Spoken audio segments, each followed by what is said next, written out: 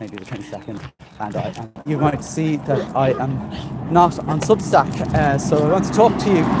The reason I'm not on Substack is not because I don't like Substack, it's because as you might have noticed, more likely didn't notice, is that when I was on Substack Live, it wasn't recording. It was I was walking my dog and chatting away, but nobody could see or hear me. So I'm now on YouTube, which I'm told is far more reliable. So it's not ideal. But here I am, and that's where I'll be doing my walk every day. The plan now, because what Substack did, which I loved when it worked, was it automatically told my subscribers that I was on live, so people got a notification to their phone. That won't happen. And the other nice thing, which is actually more useful for me, was it would take my rantings and ravings and all the things I'm saying and chop them up into small clips, which might have some sort of cohesiveness or some sort of message or something that's of use to people.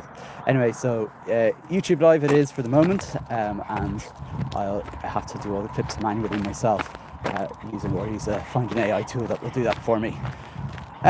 This weekend was education packed, and I wasn't at the first message. The first big thing was the National Education Show was back after 20 years. Now, many of you aren't in teaching for 20 years or so. I have been, and 20 years ago, and for a good few years, there was a National Education Show where, in the RDS, where loads and loads of companies who sell stuff to schools and education would come into a big hall, and teachers and parents and anyone interested in education would come and descend on the RDS, and it was a fantastic exhibition. And 20 years ago it stopped because the internet came along and people started shopping online rather than in person.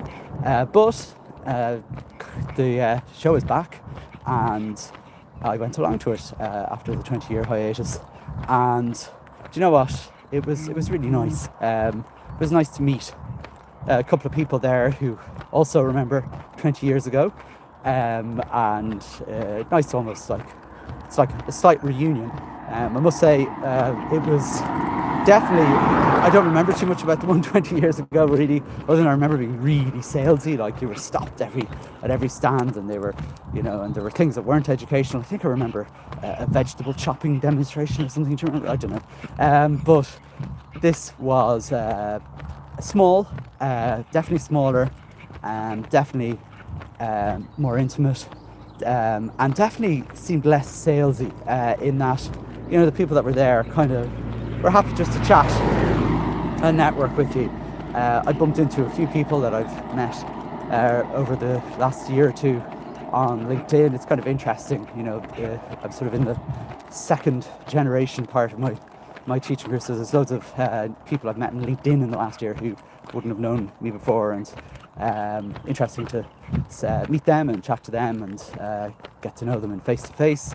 And look, do you know what? It was a really nice day, and fair play to them for bringing it back. So that was my Friday.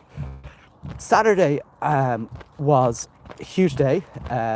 One for I'll go with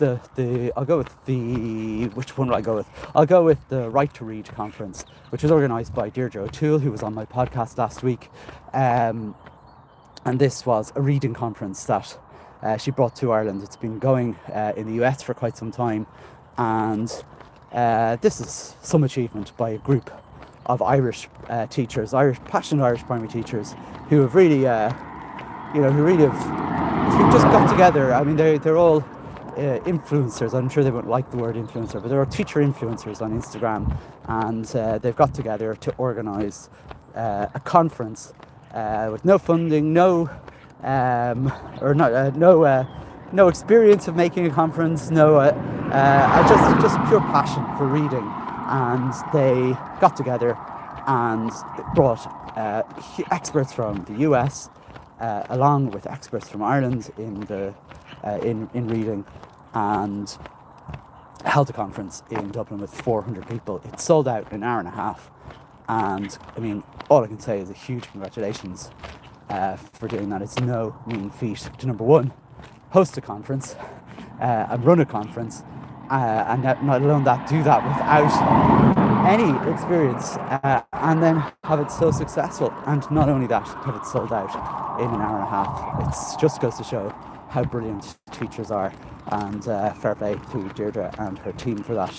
But I suppose the big news in education this weekend was the first day, the first weekend of the Convention on Education.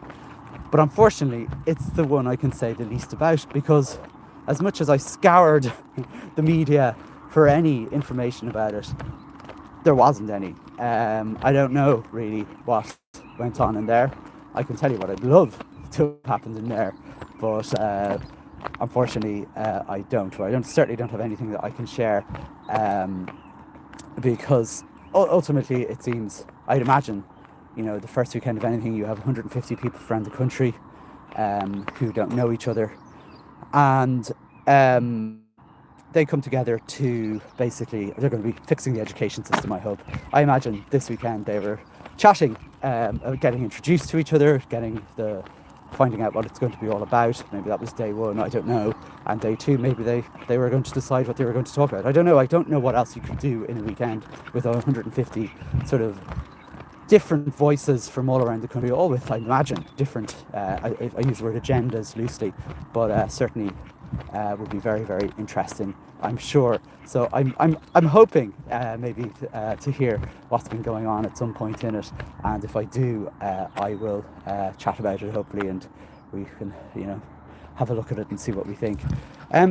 So it's been a really busy weekend. So I mean, I guess that's really all I have time to talk about today.